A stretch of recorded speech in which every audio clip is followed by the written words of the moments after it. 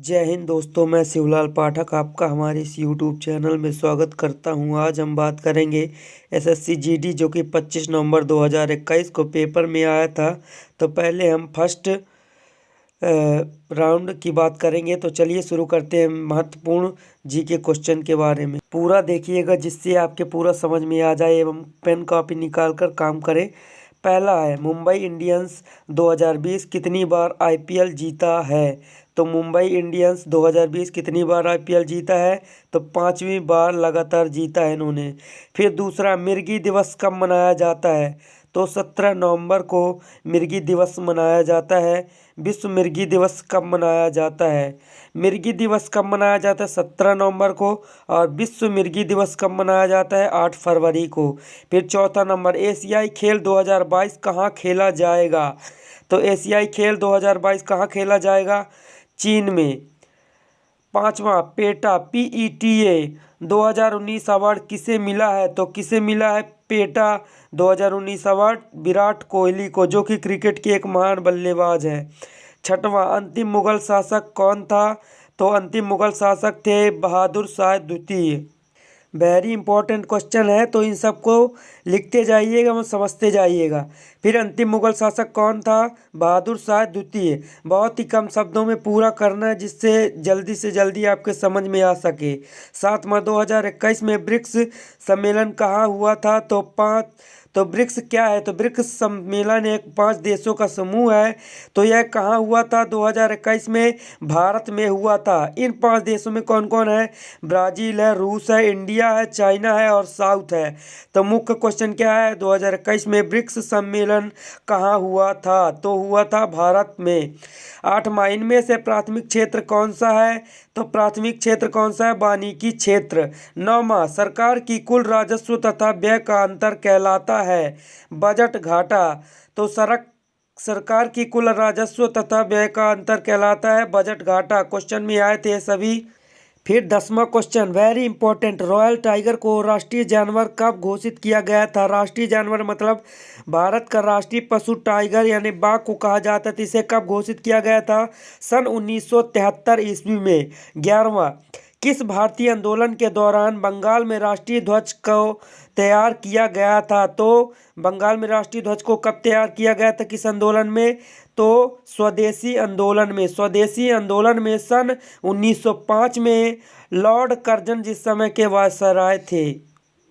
यदि आप इस वीडियो को छोड़कर जाते हैं तो इसमें आपका ही घाटा है। यदि आप चाहते हैं कि कुछ फ़ायदा हो तो ये वेरी इंपॉर्टेंट क्वेश्चन है जो कि 25 नवंबर को यानी आज पूछे गए थे, तो उसको ध्यान से सुनिएगा।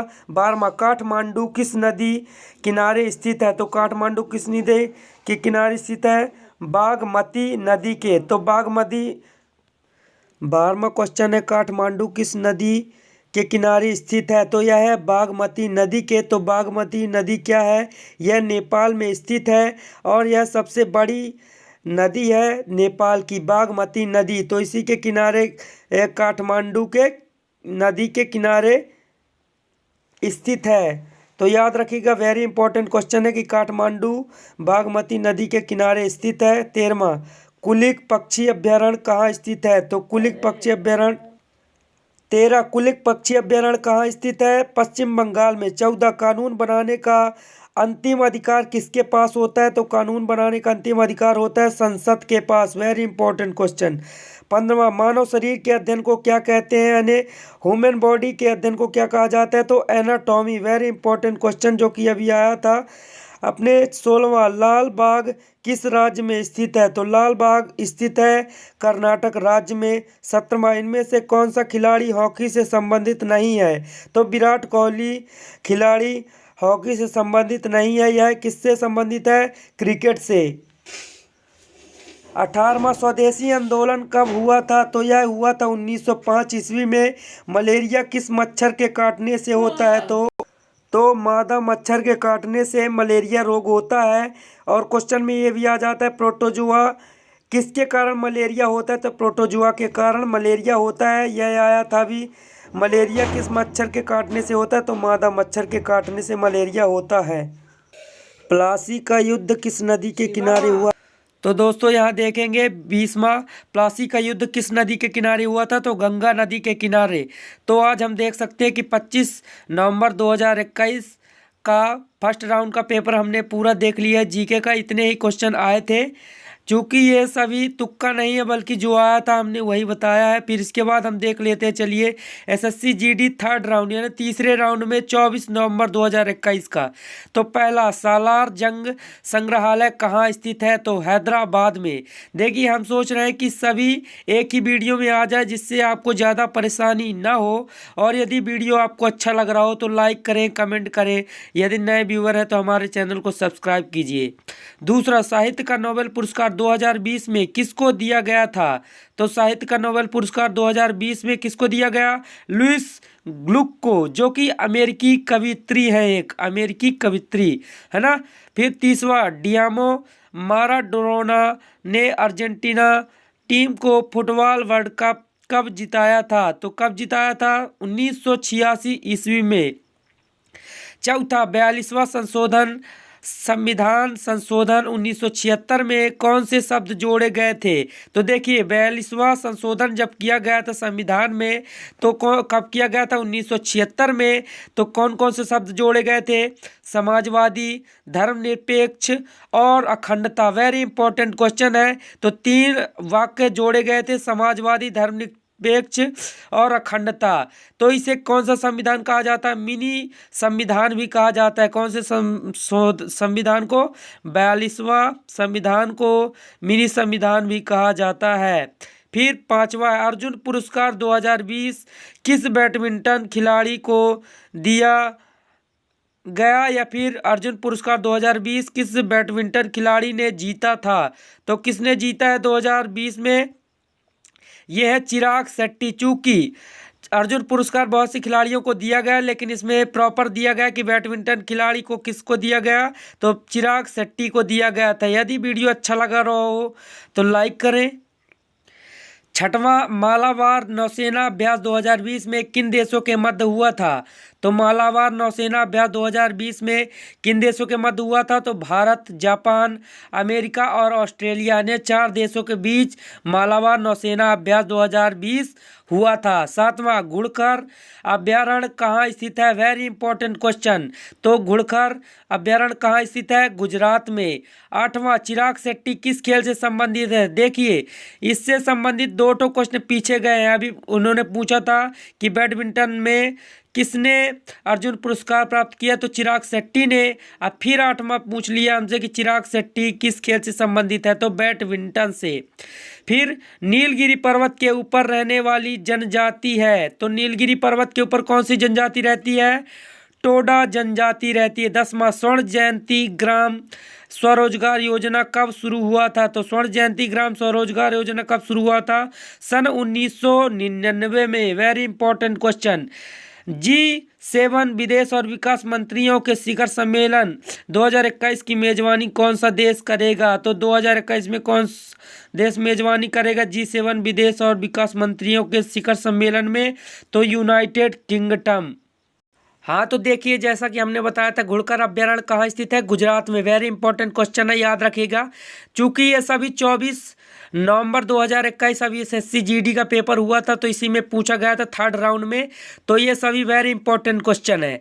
तो इसके बाद हम बात करेंगे 12वां, इनमें से कौन सा एक लोह अयस्क नहीं है, तो ऑब्जेक्टिव में दिया था इनमें मैग्नेटाइट भी था।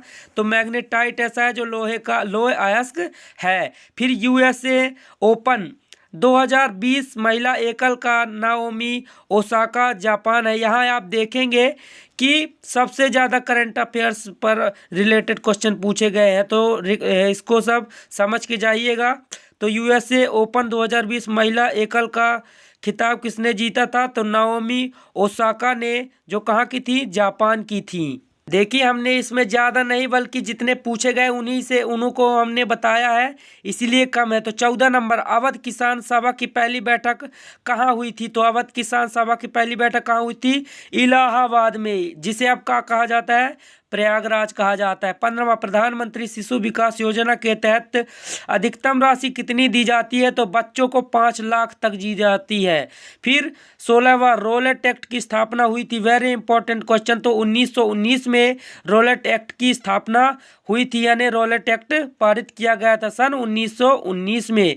17वां, 2020 ईज ऑफ डूइंग बिजनेस में भारत की रैंक क्या है? तो ईज ऑफ डूइंग बिजनेस में भारत की रैंक क्या है? 63वां नंबर में आता है हमारा Bharat ease of doing business में। तो दोस्तों, यदि वीडियो अच्छा लग रहा हो तो लाइक करें, क्योंकि बड़ी मेहनत के बाद हम आपको बताते हैं कि क्या आया क्या नहीं आया, क्योंकि हमने फालतू ना देकर बल्कि जो पूछा गया हमने वही आपको बताया है। तो अब हम देखेंगे एसएससी जीडी 2000 यानी 25 तारीख का है, 11वां महीना 2021 का है। अभी पूछा गया था सेकेंड राउंड में। तो पहला पूछा गया था भारत के कितने राज्यों में द्विसदनात्मक विधायिका, यानी ऐसे भारत के कितने राज्य हैं जिनमें द्विसदनात्मक विधायिका है? तो 6 राज्यों में। भारत के ऐसे 6 राज्य हैं जिसमें द्विसदनात्मक विधायिका है। तो पहला इसमें हम देख लेते हैं 6 ठो। उत्तर प्रदेश, आंध्र प्रदेश, महाराष्ट्र, बिहार, कर्नाटक, तेलंगाना। चूंकि इसमें क्वेश्चन इतना ही था कि भारत के कितने राज्यों, तो हमने 6 राज्यों में बता दिया द्विसदनात्मक विधायिका है। दूसरा आया था जूट उत्पादन 2021 में कौन सा राज्य अग्रणी है, यानी जूट उत्पादन सबसे सर्वाधिक कहाँ होता है 2021 में? पश्चिम बंगाल में। फिर तीसरा, नूरजहां का वास्तविक नाम क्या था? तो नूरजहां थी कौन? तो ये थी जहांगीर की पत्नी थी। इनका नाम क्या था? मेहरुनिसा। इनका नूरजहां का वास्तविक नाम क्या था? मेहरुनिसा। फिर चौथा, आईपीसी धारा 354 में क्या है? तो यह चौथा क्वेश्चन आया था कि आईपीसी धारा 354 में क्या है? तो यह है महिलाओं के खिलाफ अपराध तथा सजा का प्रावधान है। किसके खिलाफ? महिलाओं के खिलाफ अपराध तथा सजा का प्रावधान है। किसमें? आईपीसी धारा 354 में।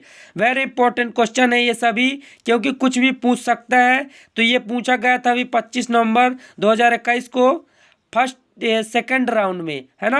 फिर 5वां, बुक 151 यानी बुक BOO के 151 एसेस पुस्तक के लेखक कौन है? तो SC गुप्ता है। कौन है? SC गुप्ता है। फिर 6वां, आर्य समाज की स्थापना हुई उस समय, जिस समय आर्य समाज की स्थापना हुई उस समय भारत का वायसराय यानी गवर्नर कौन था? तो कौन थे? Lord north book. तो लॉर्ड नॉर्थ बुक क्या थे? आर्य समाज की स्थापना जब हुई थी उस समय के वायसराय थे भारत के। तो ये भी आ जाता है कि आर्य समाज की स्थापना किसने की थी? तो स्वामी दयानंद सरस्वती ने की थी। फिर चंद्रगुप्त मौर्य का उत्तराधिकारी कौन बना था? तो चंद्रगुप्त मौर्य का उत्तराधिकारी कौन बना था? बिंदुसार। Very important question. 8वां, वर्ष 2020 तक भारतीय संविधान में कुल कितने संशोधन हुए हैं, यानी 2020 जब से संविधान बना है तब से 2020 तक में कितनी बार संशोधन हो चुका है इसमें? तो 104 बार संशोधन हो चुका है भारतीय संविधान में। फिर 9वां देखें, गणतंत्र दिवस पर 2020 पर किस देश के राष्ट्रपति अतिथि के रूप में आए थे? तो अपने भारत में गणतंत्र दिवस अभी 2020 में जब मनाया गया था तो कौन से राष्ट्रपति अतिथि के रूप में आए थे? तो ब्राजील के राष्ट्रपति आए थे। किस देश के? ब्राजील के। और कौन आए थे? जैर बोल्सोनारो 2020 के गणतंत्र दिवस में। गणतंत्र दिवस कब मनाया जाता है? तो 26 जनवरी को। फिर नई पर्यटन नीति किस राज्य ने घोषित की है? तो नई पर्यटन नीति किस राज्य ने घोषित की है? गुजरात राज्य ने। किस सन में? 2020 में। सन 2020 में। Very important question. 11वां, बागवानी का अध्ययन कहलाता है, यानी बागवानी के बारे में अध्ययन करना क्या कहलाता है? हॉर्टिकल्चर, जो कि अभी 25 तारीख को आज आया था, है ना। मैं पेपर ही का बता रहा हूँ जो जो पूछा गया था। फिर कौन सा खिलाड़ी गोला फेंक से संबंधित है? तो कौन सा खिलाड़ी गोला फेंक से संबंधित है? तो इनमें थे तेजिंदर पाल। तो तेजिंदर पाल क्या थे? खिलाड़ी थे, गोला फेंक से संबंधित थे। तो 13वां, विश्व दर्शन दिवस नवंबर में कब मनाया जाता है? तो विश्व दर्शन दिवस, देखिए इसी महीने के बारे में पूछ लिया। तो विश्व दर्शन दिवस नवंबर में कब मनाया जाता है? तो 3 गुरुवार यानी तीसरे गुरुवार जो आता है नवंबर में उसी दिन मनाया जाता है। 14, इंडियन सुपर लीग में कौन सी टीम नहीं है? Very important question. तो इंडियन सुपर लीग में कौन सी टीम नहीं है? केरल इंडियंस, FC, चूंकि इसमें यही ऑप्शन था, इसी को लगाना था, लेकिन असलियत में केरल ब्लस्टर FC है ना। 15 स्वास्थ्य मंत्रालय 2018 में कितनी दवाइयों पर वितरण और उत्पादन में रोक लगाई गई है, यानी जो स्वास्थ्य मंत्रालय है उसने 2018 में कितनी दवाइयों का वितरण बंद कर दिया और उत्पादन करने पर रोक लगाई, तो 328 दवाइयां थी जिन पर रोक लगा दी गई थी, है ना। तो 16वां नंबर, स्वर्ण रेखा नदी पर कौन सा बांध है, तो स्वर्ण रेखा नदी पर कौन सा बांध है, चाड़िल बांध, चाड़िल बांध। तो दोस्तों ऐसे वीडियो के लिए हमारे चैनल को सब्सक्राइब करें, वीडियो अच्छा लगा हो तो लाइक करें, और जितने भी क्वेश्चन बताए गए उसको बार बार पढ़ें, जिससे आप पेपर में अच्छे अंक प्राप्त कर सकें, और इस वीडियो को शेयर करें। जय हिंद।